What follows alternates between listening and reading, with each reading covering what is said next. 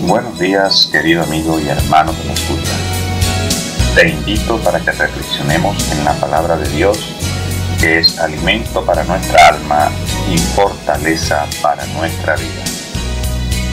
Dice la palabra de Dios en Juan 3, del 16 al 21.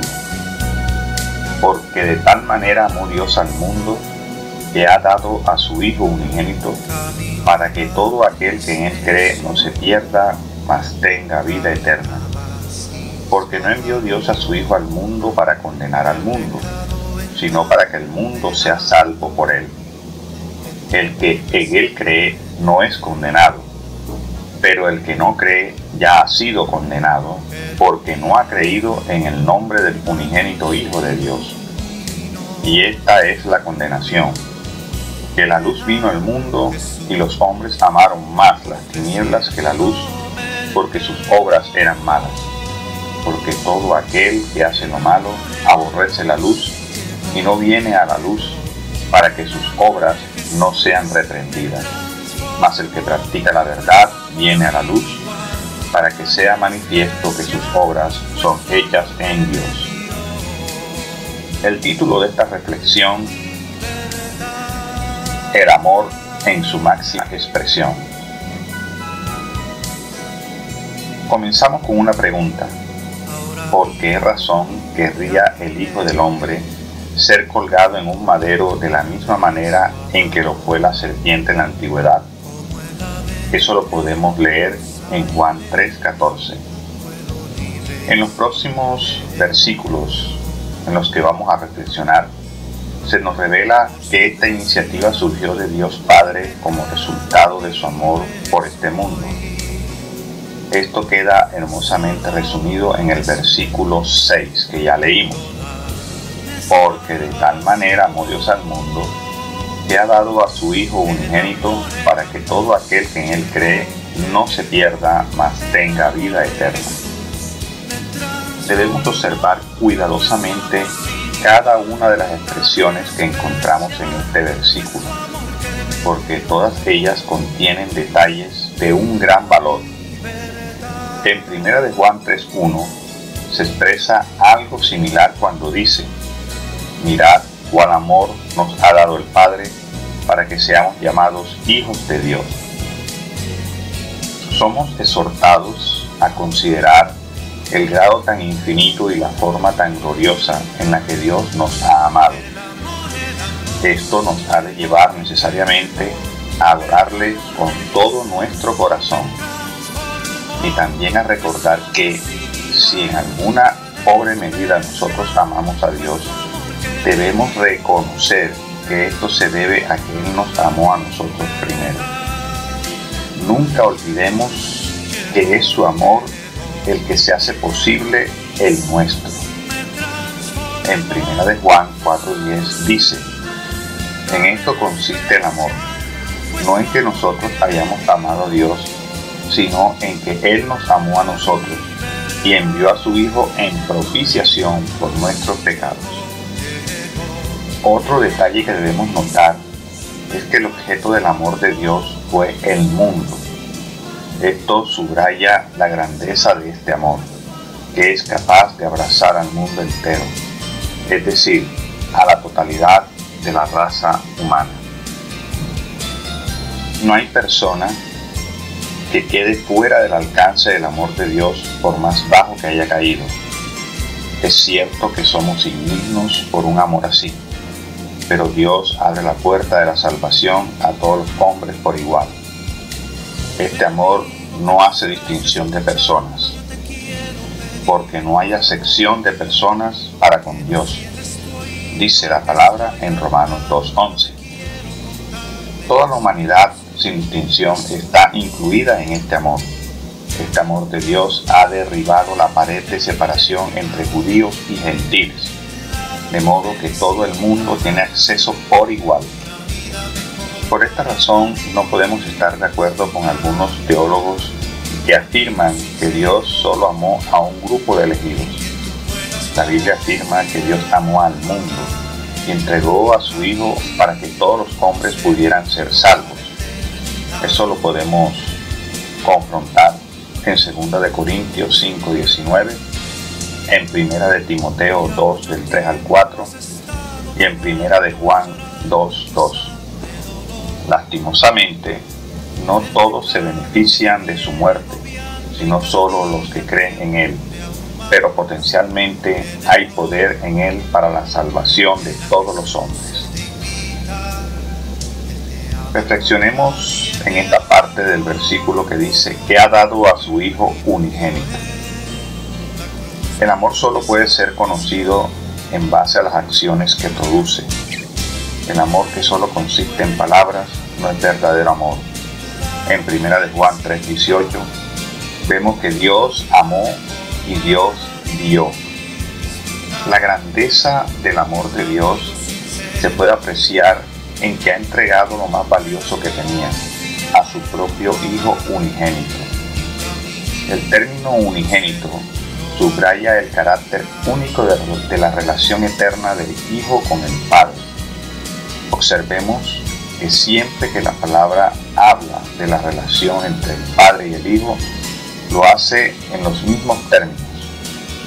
En Colosenses 1:13, su amado Hijo.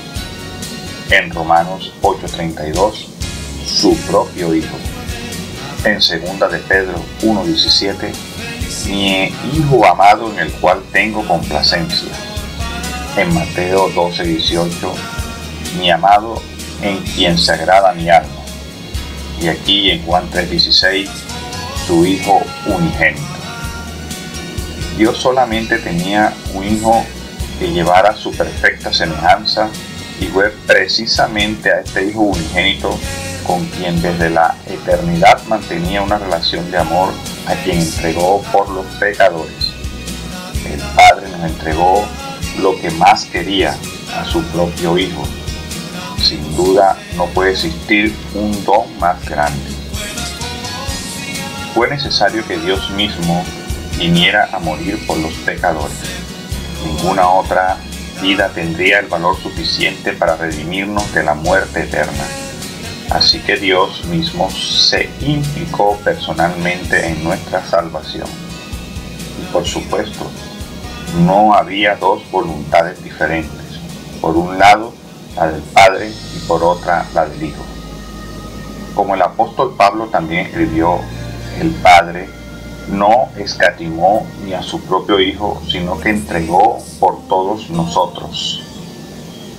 Romanos 8:32. Por otro lado, Cristo nos amó y se entregó a sí mismo por nosotros. Efesios 5:2. Queda fuera de toda duda que se trata de un amor genuino, porque solo le impulsaba el interés hacia los otros, sin ningún pensamiento para sí mismo. Es un amor dispuesto a entregarlo todo por el bien de la persona amada, sin calcular el precio de lo que se entrega. Y por último, Dios entregó a su Hijo amado para salvar a sus enemigos, aquellos hijos desobedientes que habíamos abandonado el hogar paterno en rebeldía y que con toda justicia merecíamos el castigo eterno. Por supuesto, ningún hombre en esta tierra haría algo parecido por aquellos que lo odian, pero Dios es diferente a todos nosotros. En Romanos 5 del 7 al 8 dice la palabra de Dios: ciertamente apenas morirá alguno por un justo, con todo pudiera ser que alguno osara morir por el bueno, mas Dios muestra su amor para con nosotros, en que siendo aún pecadores, Cristo murió por nosotros. Todo esto nos lleva a reflexionar sobre la gravedad del pecado de los hombres. Tanto es así que Dios tuvo que dar a su propio Hijo para salvarnos. Sigamos reflexionando en la siguiente frase: para que todo aquel que en Él cree no se pierda.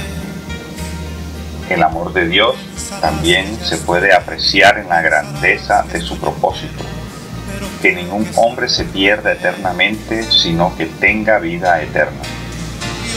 Aunque el amor de Dios es tan inmensamente grande, no servirá de nada a aquellos que no creen en Él.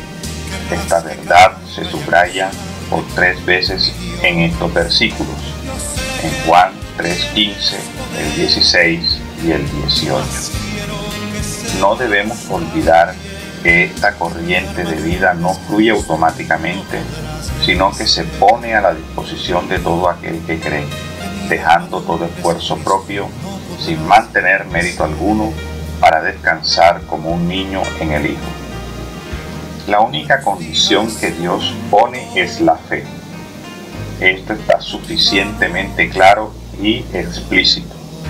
Sin embargo, mucha gente no lo quiere tener en cuenta e insiste en añadir sus buenas obras y méritos personales. Pero todo esto no sirve de nada. Es un hecho que no merecemos la salvación, sino que se nos ofrece en virtud de la gracia divina como un favor no merecido. Ahora bien, aunque el hombre no puede hacer lo que Dios ha hecho, esto es, proveer la salvación, al mismo tiempo Dios no puede hacer por el hombre lo que éste tiene que hacer por sí mismo. Esto es, aceptar la salvación por la fe. Debemos aclarar que esta fe que nos permite entrar a disfrutar plenamente del amor de Dios no tiene nada de meritorio. En ocasiones se ha comparado con la mano extendida del hombre que pide auxilio a Dios. ¿Qué mérito puede haber en reconocer nuestra necesidad y clamar pidiendo socorro? En cualquier caso, el amor de Dios es tan grande y generoso que no se le impone a nadie por la fuerza o contra su voluntad. De esta manera, aquellos que rehúsan creer se encierran en su propia condenación, mientras que los que depositan su fe en Él tendrán la vida eterna. Todos los hombres tienen ahora la posibilidad de elegir entre la vida y la muerte. Ahora bien, esta muerte no significa simplemente el fin de la existencia física aquí en la tierra, ni tampoco la aniquilación del alma y el espíritu. La perdición de la que se habla aquí tiene que ver con la condenación divina, completa y eterna, de forma que el condenado quedará expulsado de la presencia del Dios de amor y morará eternamente separado de Él. Y aunque en realidad este estado de perdición empieza ahora aquí, sin embargo, no alcanzará su completa y terrible culminación hasta el día de la gran consumación. Pero Dios no desea que ninguno perezca, sino que todos procedan al arrepentimiento. Eso lo encontramos en 2 de Pedro 3:9. Por esta razón ha enviado a su Hijo al mundo, para que por medio de la fe en Él todo el mundo pueda tener abierta la puerta de la salvación. Dios no ha dejado a la humanidad abandonada y no hay necesidad de que nadie perezca. La promesa que se encierra en las palabras "no perecerán" es inexplicablemente gloriosa. Significa desprenderse definitivamente del pecado y tener una buena conciencia sin caer ya nunca más bajo la ley que castiga el pecado. Dios quiere que todos los hombres se salven y tengan vida eterna. La vida eterna solo existe en Dios y en su Hijo, puesto que el hombre es creado por Dios. Su existencia depende de su relación con Él. El hombre pecador que se separa de Dios se destruye a sí mismo. Sus orgullos pecaminosos lo hacen creer que puede vivir independientemente, y esto es lo que le lleva a la destrucción. Solo en Dios está la vida. En Juan 17:3 dice la palabra de Dios: "Y esta es la vida eterna, que te conozcan a ti, el único Dios verdadero, y a Jesucristo, a quien has enviado". Este tipo de vida que Dios promete a los que creen en Él es eterna porque nunca se termina, pero también será diferente en cuanto a la calidad de la vida que caracteriza a esta era presente. Sin lugar a dudas, no hay una posesión que se pueda igualar a esta. Porque no envió Dios a su Hijo al mundo para condenarlo. Esta es otra frase en la que vamos a seguir reflexionando. Si Dios hubiese actuado como el hombre lo hace habitualmente, habría enviado a su Hijo para juzgar al mundo. Esto sería lo lógico, viendo la forma en que las criaturas ofenden e ignoran a su Creador. Pero el propósito de Dios al enviar a su Hijo al mundo no era conducir a los hombres al juicio, sino a la salvación. El corazón de Dios está lleno de ternura para con el hombre y ha ido hasta el último extremo para poder salvar a los hombres. Sin embargo, el juicio es inevitable y es el hombre el que lo trae sobre sí cuando se niega a aceptar el regalo de Dios. De hecho, el Hijo ya ha recibido toda la autoridad para hacer juicio. Eso lo encontramos en Juan 5:27. Aunque este no fue el propósito de su primera venida, que tenía como objetivo dar su vida por los pecadores para que fueran salvados. El apóstol Pablo resumió el propósito de la primera venida de Cristo con estas palabras: la aparición de nuestro Salvador Jesucristo, el cual quitó la muerte y sacó a luz la vida y la inmortalidad por el Evangelio. Segunda de Timoteo 1:10. Nadie en este mundo podrá decir que ha sido juzgado sin haber sido previamente amado por Dios. Sigamos reflexionando en esta frase. El que no cree ya ha sido condenado.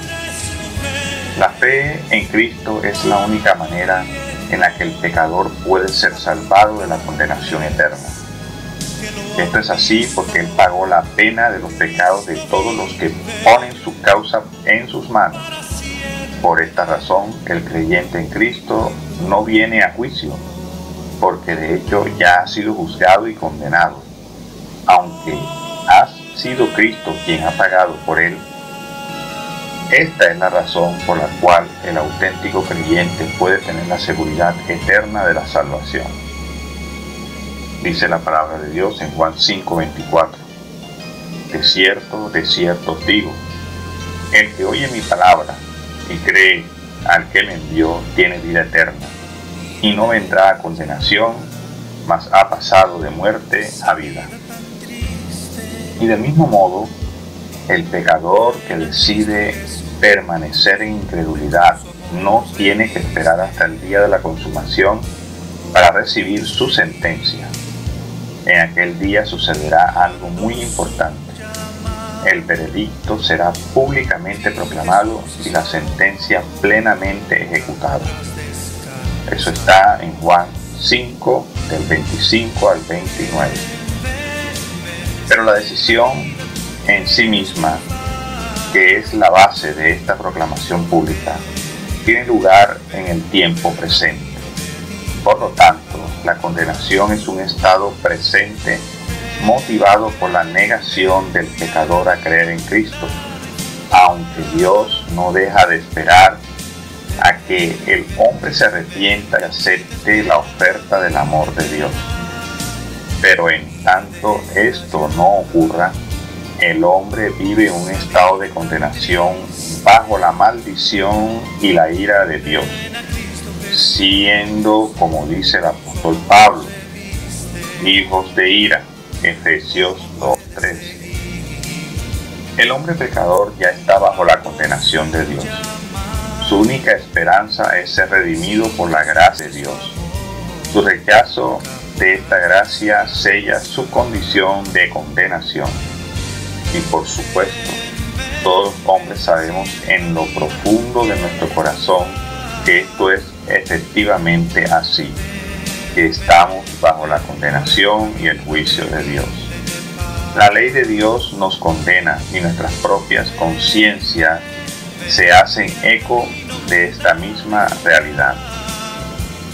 Pero aunque todos los hombres están ya condenados y encarcelados, Dios ha intervenido para liberarnos del poder de la potestad de las tinieblas y trasladarnos al reino de su amado Hijo, en quien tenemos redención por su sangre, el perdón de pecados. Colosenses 1, del 13 al 14. En la medida en que entendemos que esta es nuestra posición ante Dios, llegamos a apreciar mucho más su amor por salvarnos. Porque no ha creído en el nombre del unigénito Hijo de Dios. Esta frase nos dice mucho. Muchos creen que solo las personas que han sido especialmente pecadoras son las que se condenarán. Por esta razón, muchos defienden vehemente su inocencia diciendo: yo no he matado a nadie, no he robado ni tampoco he violado a ninguna mujer, creyendo falsamente que estos pecados u otros similares son los que finalmente pueden llevar al hombre a la condenación eterna. Sin embargo, la palabra de Dios no dice que la única razón por la cual el hombre será condenado es por el pecado de incredulidad. Dios puede perdonar todos los demás pecados, pero no la incredulidad. La razón es sencilla. Si creemos en Cristo y por lo tanto en la obra de salvación que realizó en la cruz a nuestro favor, todos nuestros pecados quedan pagados por Él. Pero si rechazamos creer en Él, entonces nosotros mismos tendremos que pagar por ellos y sufriremos la condenación eterna. Los hombres se pierden porque son pecadores, pero son condenados porque no han creído en Cristo. Nuestro destino eterno está determinado por la actitud que adoptamos frente al Hijo de Dios. No hay duda de que Dios quiere que todos los hombres se salven y extiende su amor a todos ellos, pero debemos notar que en su soberanía Él coloca las condiciones para recibir esta salvación, que no son otras que la fe en Cristo, algo que está al alcance de todos los hombres. Y esta es la condenación, que la luz vino al mundo y los hombres amaron más las tinieblas. Ahora, en este versículo, la figura cambia de la vida a la luz y de la incredulidad a las tinieblas.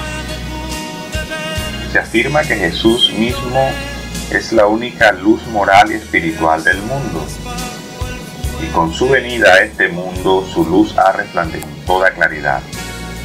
Juan 1:9. Por otro lado, las tinieblas describen el estado espiritual en el que se encuentran los pecadores. Lo triste es que los hombres amaron más las tinieblas y se rebelaron contra la luz. De hecho, en lugar de responder al amor de Dios, amando a su Hijo, la mayoría de los hombres amaron más el pecado y le rechazaron a Él. Porque sus obras eran malas. La razón por la que los hombres aman más las tinieblas no es porque sean ignorantes por no haber oído nunca el Evangelio, sino más bien porque sus obras son malas y están apegados a su manera de vivir apartados de la voluntad de Dios. El mundo aborrece el Evangelio del Señor Jesucristo porque le exige un cambio de vida. Queda claro que una persona no es condenada por su ignorancia, sino por su rebeldía. Dice la palabra de Dios en Job 24:13. Ellos son los que, rebeldes a la luz, nunca conocieron sus caminos, ni estuvieron en sus veredas. Por esta razón, el hombre es el único responsable de su destino eterno. Dios ama a todos los hombres y ha entregado a su propio Hijo para salvarlo del infierno. pero el hombre ha preferido la oscuridad y las tinieblas del pecado. No se trata de que Dios haya decretado de antemano la reprobación de algunos hombres y por eso se pierden, sino que ellos mismos han decidido no ir a Cristo en busca de salvación. Paradójicamente, frente al amor de Dios por el hombre, brota la enemistad de éste hacia Dios. Podemos imaginar la tristeza con la que el Señor Jesucristo pronunció las siguientes palabras que están en Juan 5:40. Y no queréis venir a mí para que tengáis vida. De hecho, todo aquel que hace lo malo aborrece la luz. Esto queda de manifiesto cuando hablan mal de Dios, ridiculizan a Cristo y a su palabra. Lo hacen en conversaciones, revistas, libros, televisión, cine y otros medios, siempre usando un tono pretencioso con el que intentan encubrir su ignorancia y su maldad. No viene a luz para que sus obras no sean reprendidas.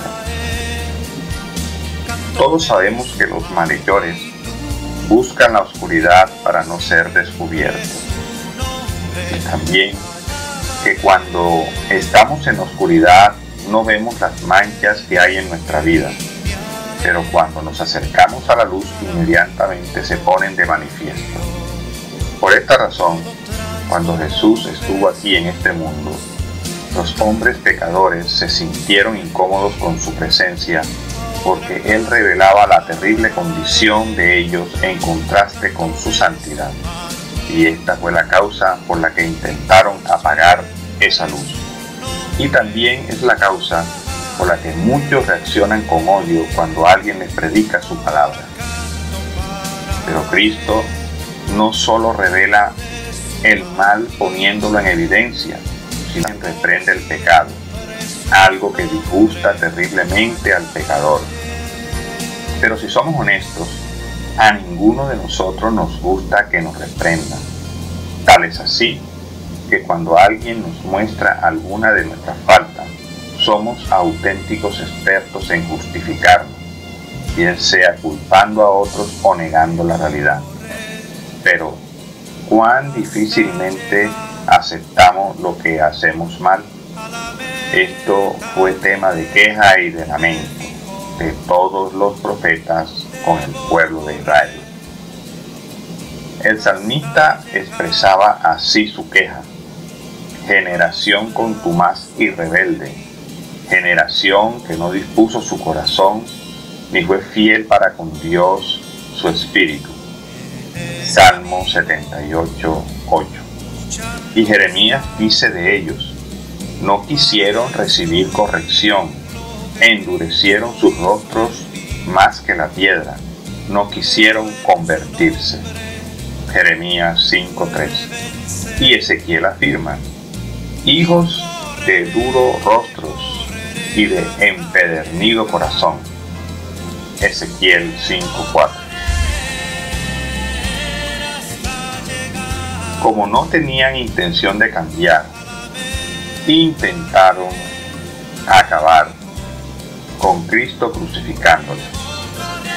No hay situación tan triste como la del enfermo que, no queriendo sanar de su enfermedad, se empeña en no darse cuenta de ella.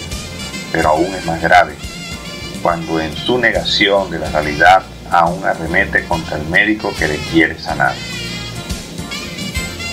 Mas el que practica la verdad viene a la luz. La gravedad de todo esto es que la humanidad, en su ceguera, niega su pecado, aunque Cristo vino al mundo para perdonarlo. Incluso llegaron a acusarle a él de tener demonio. Juan 7:20 y Juan 8:48 y 52.